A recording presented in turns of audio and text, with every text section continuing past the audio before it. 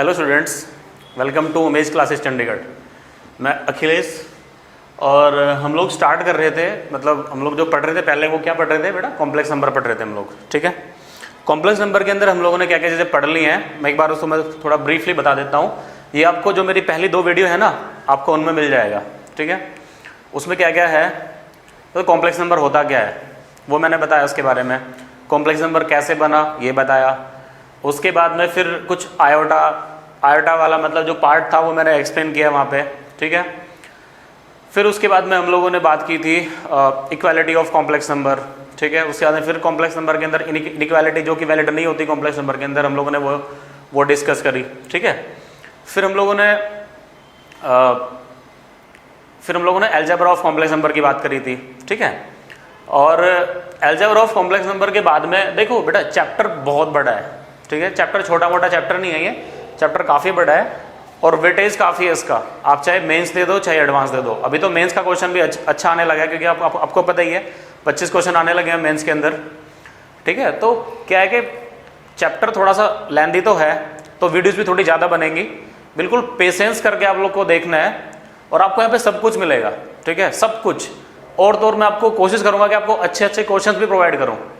ठीक है, जो कुछ क्वेश्चंस मैं यहाँ पे करवाऊँगा वो जो क्वेश्चंस रहेंगे उनमें थोड़े बहुत बेसिक हो सकते हैं, नहीं तो वो जो क्वेश्चंस रहेंगे प्रीवियस ईयर्स के ही होंगे मैक्सिमम, मतलब जेई मेंस के होंगे, एडवांस के होंगे उसमें क्वेश्चंस। ठीक है, तो जो भी है मतलब साथ साथ मतलब बने रहो वीडियो के अंदर और छोड़ना नहीं है, बीच में नहीं छोड़ना है। ठीक है, बीच में छोड़ोगे तो फिर प्रॉब्लम तुम्हें होगी, टॉपिक कंप्लीटली समझ में नहीं आएगा। क्योंकि देखो पूरा टॉपिक क्या है ना, पूरा टॉपिक इंटर रिलेटेड है, हर एक चीज़ मतलब कहीं ना कहीं यूज़ हो रही है। जैसे कि देखो आज की जो हमारी वीडियो है उसमें उसके अंदर हम लोग स्टार्ट करेंगे geometrical representation of a complex number. उसके बाद में फिर हम लोग का है कॉन्जुगेट पढ़ेंगे उसके बाद हम। ठीक है, फिर उसके बाद में हम लोग मल्टीप्लिकेटिव इनवर्स पढ़ेंगे इसके अंदर। मल्टीप्लिकेटिव इनवर्स के बाद में हम लोग इसके अंदर पढ़ेंगे एडिटिव इनवर्स। एडिटिव इनवर्स के बाद में हम लोग पढ़ेंगे इसके अंदर स्क्वायर रूट। ठीक है, तो ये बेसिक सा पार्ट है तो जो हम लोग आज पढ़ने वाले हैं। ठीक है, ये वाली जो वीडियो है वो रहेगी आपकी थ्योरी की। जो आपकी नेक्स्ट वीडियो रहेगी उसमें हम लोग इससे रिलेटेड जो हम लोगों ने आज पढ़ा है उसके क्वेश्चंस लेंगे। ठीक है, जो भी प्रीवियस ईयर्स में आए हुए क्वेश्चंस हैं वो और कुछ एक्स्ट्रा क्वेश्चंस मैं यहाँ पे ऐड करूंगा, तो इसको बिल्कुल ध्यान से समझना। हाँ, एक चीज़ और रिक्वेस्ट है आप लोगों से, इन केस अगर कोई भी आपको डिफिकल्टी आ रही है कुछ चीज़ समझने में, तो आप कमेंट सेक्शन में आप एक बार मेरे को बता दो। मैं 100% मतलब गारंटी लेता हूँ कि मैं आपका डाउट बिल्कुल क्लियर कर दूंगा। ठीक है, चलो तो स्टार्ट करते हैं। अब मैंने जैसे कि बताया हम लोग स्टार्ट करेंगे geometrical representation of a complex number. ठीक है, तो स्टार्ट कर देते हैं ज्योमेट्रिकल रिप्रेजेंटेशन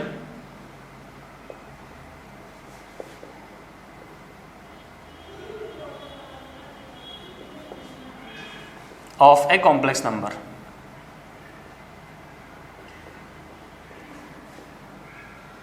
देखो ये छोटा टॉपिक है, इसको हम ब्रॉडली तो बाद में पढ़ेंगे, क्योंकि ज्योमेट्री भी आती है कॉम्प्लेक्स नंबर के अंदर, वो हम आगे पढ़ेंगे।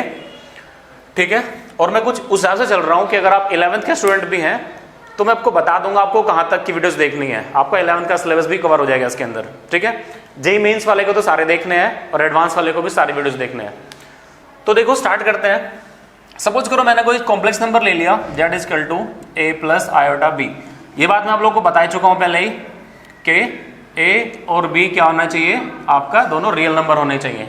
ठीक है, तो देखो क्या होता है जब इसको ज्योमेट्रिकली रिप्रेजेंट करेंगे। ठीक है, तो मैं एक काम कर रहा हूं, मैं 2 एक्सिस बना ले रहा हूं। मैंने सपोज करो यहाँ पे 2 एक्सिस बना ली, इसको मैं x एक्सिस बोल रहा हूं, इसको मैं y एक्सिस बोल रहा हूं। देखो अगर हम लोग सपोज करो रियल नंबर्स की बात करते हैं तो आपकी ऑब्वियस सी बात है ये x एक्सिस होती है, y एक्सिस होती है। पर हम लोग यहाँ पे क्या कर रहे हैं, हम लोग यहाँ पे कॉम्प्लेक्स नंबर पढ़ रहे हैं। तो कॉम्प्लेक्स नंबर के अंदर हम लोग क्या करते हैं, इस एक्सिस को जो कि आपकी हॉरिजॉन्टल एक्सिस है, जो कि आपके हॉरिजॉन्टल एक्सिस है, इसको हम रियल एक्सिस बोलते हैं। इसको हम रियल एक्सिस बोलते हैं। ठीक है, या फिर हम लोगों के पास में जो भी मतलब क्योंकि मैंने बताया था जो कॉम्प्लेक्स नंबर होता है वो उसके अंदर 2 पार्ट्स होते हैं, एक रियल पार्ट होता है, एक इमेजिनरी पार्ट होता है। आप रियल पार्ट को इस वाले एक्सिस पर रिप्रेजेंट करोगे और आपका इमेजिनरी पार्ट जो होगा वो इस वाले एक्सिस पर रिप्रेजेंट हो जाता है। ठीक है, ये आपका रियल एक्सिस हो जाएगा, ये आपका इमेजिनरी एक्सिस हो जाएगा। वाई एक्सिस को हम लोग बोल देते हैं इसके अंदर इमेजिनरी एक्सिस। ठीक है। तो जब हम लोग इसकी बात करते हैं तो हम लोग किसी भी, देखो किसी भी कॉम्प्लेक्स नंबर को मैं एज ए पॉइंट रिप्रेजेंट कर सकता हूं इस प्लेन के अंदर। और हाँ, इस प्लेन को हम लोग बोलते हैं, इस प्लेन, ये जो प्लेन है ना अपना, ये जो प्लेन है, इस प्लेन को हम लोग बोलते हैं कॉम्प्लेक्स प्लेन, कॉम्प्लेक्स प्लेन। और यू कैन से इसको आर्गन प्लेन भी बोलते हैं, और कभी कभी हम लोग इसको गॉसियन प्लेन भी बोल देते हैं। इस प्लेन को हम लोग कॉम्प्लेक्स प्लेन, आर्गन प्लेन और गॉसियन प्लेन भी बोल देते हैं। ठीक है। तो मैंने जैसा कि बताया कि हम किसी कॉम्प्लेक्स नंबर को कॉम्प्लेक्स प्लेन के अंदर एक पॉइंट की तरह ट्रीट कर सकते हैं। पॉइंट कैसे? सपोज करो मैंने यहाँ पे मैं z को रिप्रेजेंट कर रहा हूँ। ठीक है। मैंने इसको लिखा a, b, सपोज करो मैंने इसको लिख दिया a, b। ठीक है। अब तुम जानते हो ये वाली एक्सिस है, ये वाली एक्सिस इसके पॉइंट के हिसाब से ये वाली हो जाएगी b। ठीक है। या फिर इसको इमेजिनरी पार्ट ऑफ z भी तुम बोल सकते हो। यहाँ पे जो आएगा वहां, यहाँ पे क्या आएगा? Imaginary part of z।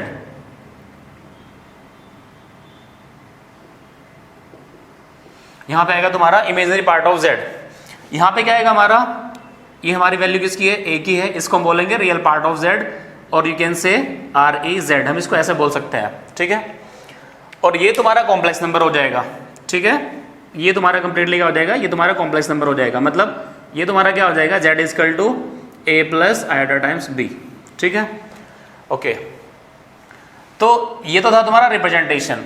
ठीक है। नेक्स्ट हम बात कर लेते हैं इसके अंदर एक चीज होती है मैग्नीट्यूड, उसको हम मॉडुलस भी बोलते हैं। एक चीज होती है मैग्नीट्यूड, उसको भी मैं इसके अंदर ही बता देता हूं। नेक्स्ट चीज हमारी है magnitude of a complex number. वैसे हम लोग इसको पूरा डिटेल में पढ़ने वाले हैं, पर अभी थोड़ा सा इसके बारे में तुम्हें मैं बता देता हूं। Magnitude of a complex number. देखो मैग्नीट्यूड क्या होता है? Magnitude of a complex number क्या होता है? किसी भी कॉम्प्लेक्स नंबर की ओरिजिन से जो डिस्टेंस होगी, किसी भी कॉम्प्लेक्स नंबर की ओरिजिन से जो डिस्टेंस होगी, इस पॉइंट को हम लोग ओरिजिन बोलते हैं। किसी भी कॉम्प्लेक्स नंबर की ओरिजिन से जो डिस्टेंस होगी उसको हम मैग्नीट्यूड बोलते हैं। मैग्नीट्यूड बोल दो, या फिर इसको मॉडुलस भी बोल सकते हो, मॉडुलस वैल्यू। ठीक है। कैसे? जैसे कि देखो मैं इसको बोल सकता हूं, और यहाँ पे मैं लिख देता हूं, चलो, डिस्टेंस ऑफ, यहाँ पे बोल सकते हैं हम लोग डिस्टेंस ऑफ z। यहाँ पे मैं इसको ब्रैकेट में ये भी बोल रहा हूं, from origin is called magnitude of the complex number, is called magnitude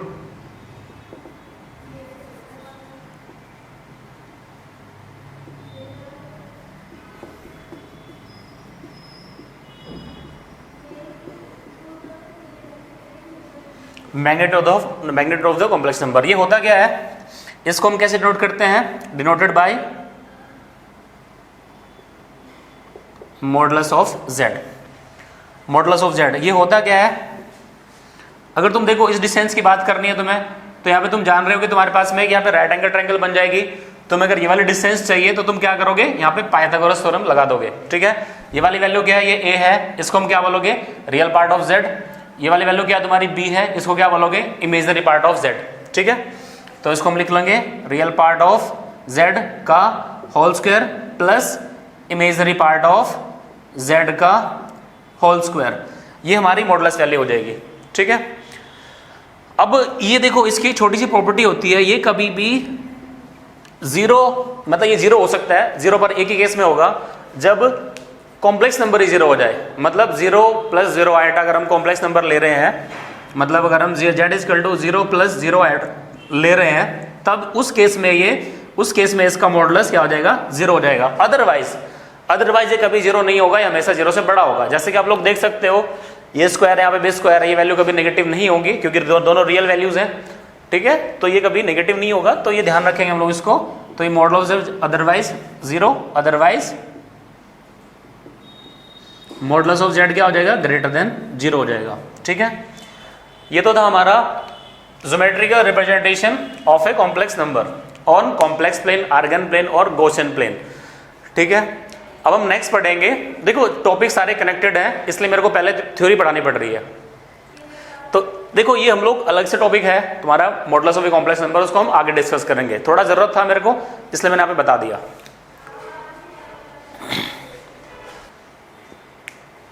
तो नेक्स्ट टॉपिक है अपना conjugate of a complex number.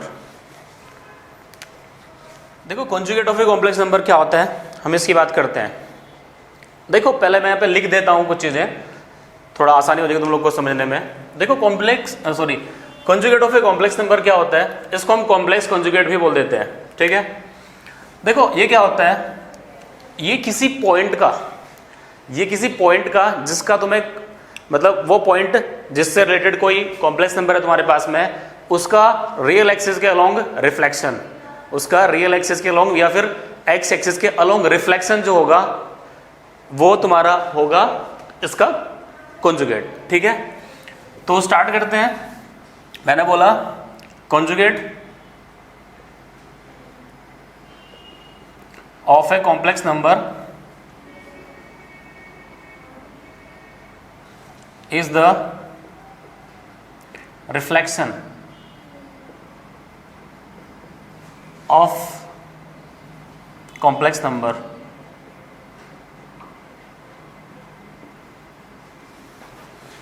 along,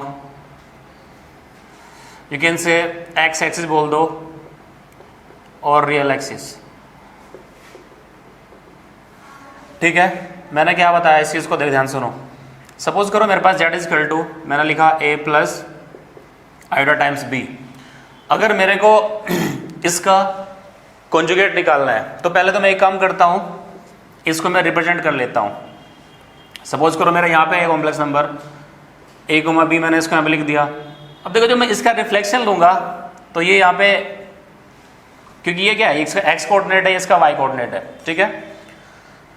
तो इसका जब मैं रिफ्लेक्शन लूँगा तो x तो चेंज होने वाला है नहीं, मतलब a चेंज होने वाला है नहीं, चेंज क्या होगा b, तो b चेंज होगा। तो मैं इसको यहाँ पे लिख सकता हूँ a माइनस b, ठीक है।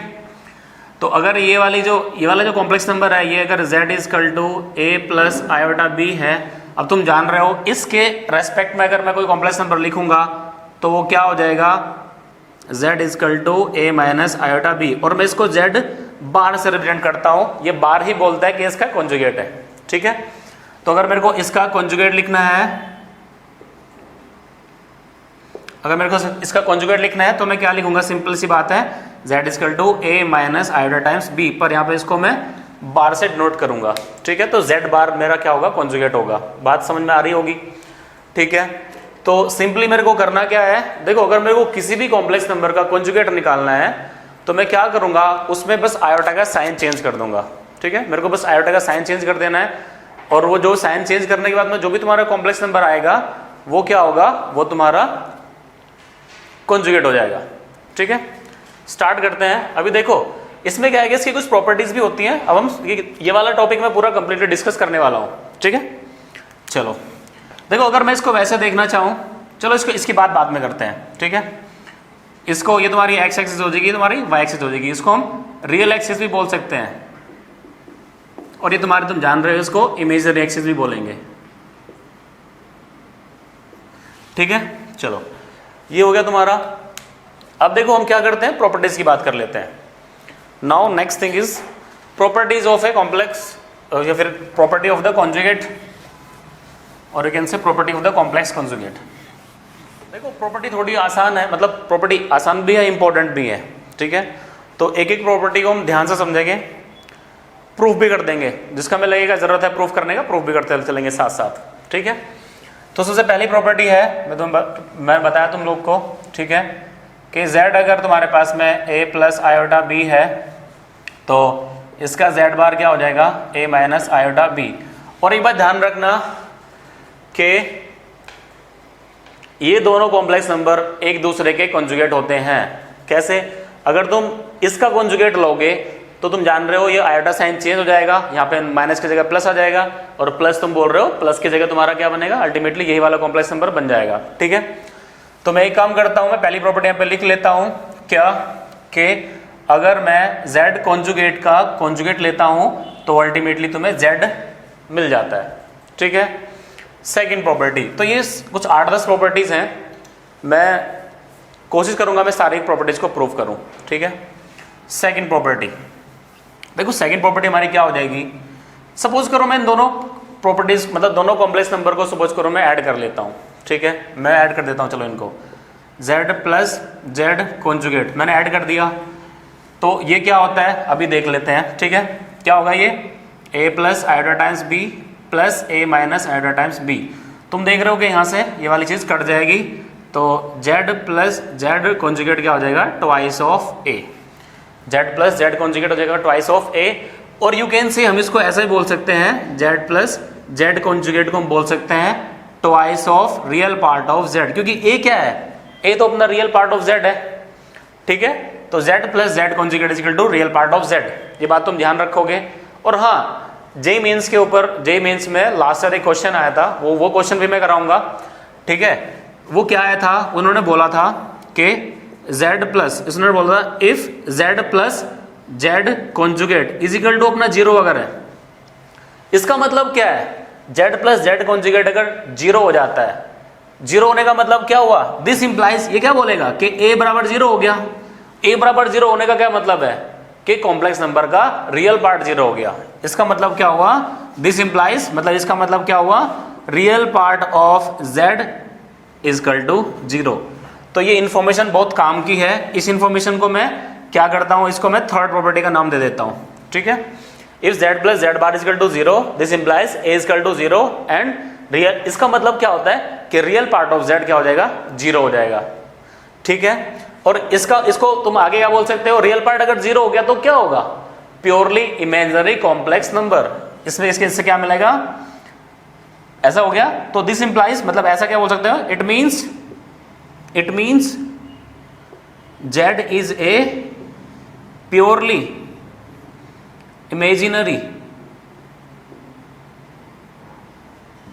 Imaginary complex number. देखो एक एक प्रॉपर्टी को ध्यान से समझना है, क्योंकि हम लोग मैथ्स में कुछ छोड़ नहीं सकते, सब कुछ इंपॉर्टेंट है, ठीक है। कुछ भी चीज कहीं भी आ सकती है, तो छोड़ना कुछ नहीं है, सब कुछ सीखना है, ठीक है। तो थर्ड प्रॉपर्टी के बाद हम लोग बात करते हैं प्रॉपर्टी नंबर 4 की। प्रॉपर्टी नंबर 4 भी हम लोग ऐसे बना देते हैं, देखो यहाँ पे हम लोगों ने ऐड किया, तो प्रॉपर्टी नंबर 4 में हम लोग क्या करते हैं, इसको सब्ट्रैक्ट कर देते हैं।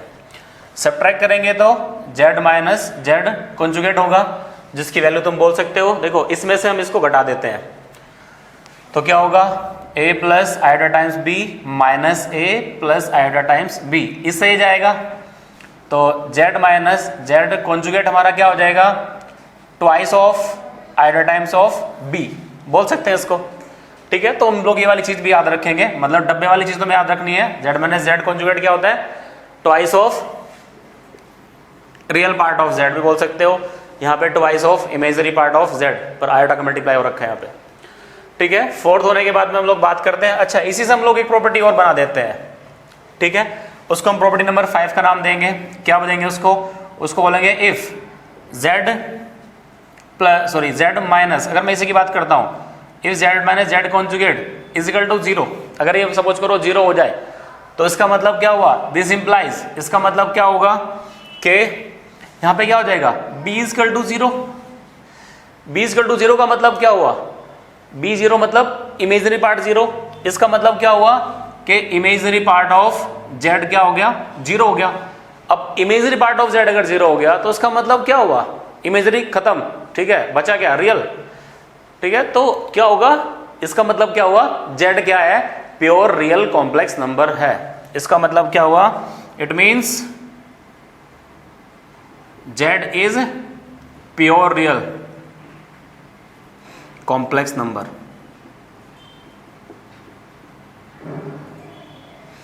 ठीक है, नेक्स्ट प्रॉपर्टी की बात करते हैं, प्रॉपर्टी नंबर 6।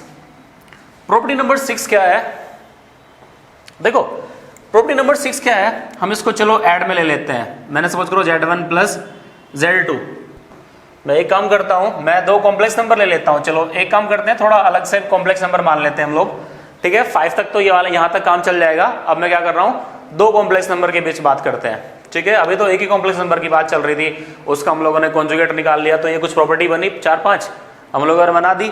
अब नेक्स्ट में क्या कर रहा हूं, कुछ दो कॉम्प्लेक्स नंबर अलग से ले ले रहा हूं, ठीक है, उनकी प्रॉपर्टी हम लोग भी डिस्कस करते हैं, पहले इसको रफ करते हैं। 6 प्रॉपर्टी मैंने तो बताया था कि 6 प्रॉपर्टी के लिए मैं क्या करूंगा, कुछ कॉम्प्लेक्स नंबर ले लूंगा इसके अंदर। सपोज करो मैं इसको a1 प्लस आयोटा b1 ले लिया, z2 मैंने a1 माइनस आयोटा b1 ले लिया, या फिर प्लस ले लेते हैं, चलो अब 2 ले लेते हैं और इसको भी 2 ले लेते हैं। ओके, अब एक काम करते हैं प्रॉपर्टी नंबर 6। प्रॉपर्टी नंबर 6 क्या है कि z1 प्लस z2 अगर मैं कर रहा हूं और मैं इसका कॉन्जुगेट अगर ले लूं, ध्यान समझना, थोड़ी सी इंपॉर्टेंट प्रॉपर्टी है, क्वेश्चन थोड़ा इजीली सॉल्व हो जाएंगे इन प्रॉपर्टी के थ्रू। z1 प्लस z2 अगर मैं करता हूं तो मैं इसको इंडिविजुअली अलग अलग लिख सकता हूं करके, ठीक है। प्रूफ भी चलो देख लेते हैं इसका, वैसे प्रूफ की कोई जरूरत नहीं है पर बता देता हूं। तो हम लोग क्या करते हैं, पहले z1 प्लस z2 फटाफट लिख देते हैं।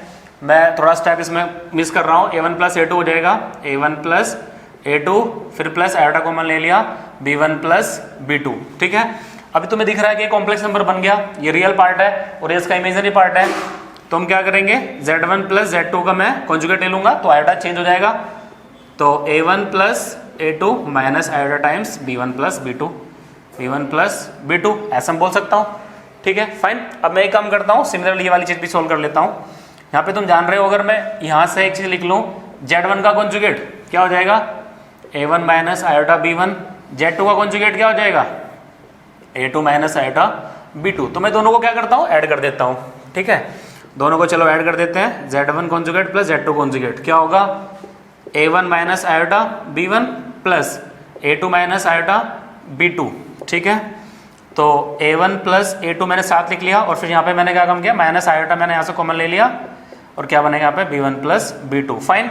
तो तुम देखोगे कि सर दोनों चीजें सेम है, सेम तो होंगी क्योंकि प्रॉपर्टी है, ठीक है।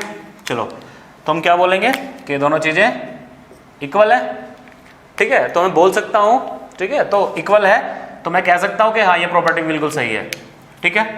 तो मैं प्रॉपर्टी नंबर 6 के बाद में प्रॉपर्टी नंबर 7, इसका प्रूफ मैं नहीं करूंगा, प्रॉपर्टी नंबर 7 का प्रूफ मैं नहीं करूंगा, ठीक है। देखो तुम्हारा हो जाएगा z1 माइनस z2, अपने आप करके देख लेना, नहीं होगा तो कमेंट में लिख देना, मैं वहां पे करके दिखा दूंगा तुम्हें, ठीक है। तो क्या हो जाएगा, इसको तुम लिख सकते हो z1 माइनस z2, ठीक है। चलो प्रॉपर्टी नंबर 8 की बात कर लेते हैं।